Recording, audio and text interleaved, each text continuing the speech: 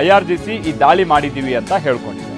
Ballistic ಮಿಸೈಲ್ಗಳ ಮುಖೇನವಾಗಿ ಹೈಫಾದ petrochemical ಘಟಕಗಳ ಮೇಲೆ ದಾಳಿ ಆಗಿದೆ. ಖಂಡಾಂತರ ಕ್ಷಿಪಣಿಗಳನ್ನು ಇಲ್ಲಿ ಬಳಸಿದೆ ಅಂತ ಹೇಳಿ ತಿಳಿದು ಬರ್ತಾ ಇದೆ. ಆಮೇಲೆ ಇಸ್ರೇಲ್ ಬಹಳ ಅತ್ಯುನ್ನತ ಈ ವಾಯು ರಕ್ಷಣಾ ವ್ಯವಸ್ಥೆಯನ್ನ ಹೊಂದಿದ್ರು ಕೂಡ ಅವುಗಳನ್ನು ಭೇದಿಸಿ ಇರಾನ್ನ ಕೆಲ ಮಿಸೈಲ್ಗಳು ಇದೀಗ ಇಸ್ರೇಲ್ನ ಒಳಕ್ಕೆ ನುಗ್ಗಿವೆ ಅಂತೇಳಿ ಗೊತ್ತಾಗಿದೆ. ಅದು ಕೂಡ ಹೈಫಾ ನಗರಕ್ಕೆ ನುಗ್ಗಿದ್ದು ಅಲ್ಲಿರುವಂತಹ ಕೆಲ ಆಯಕಟ್ಟಿನ ಸ್ಥಳಗಳ ಮೇಲೆ ದಾಳಿಯನ್ನ ಮಾಡಿರೋದು.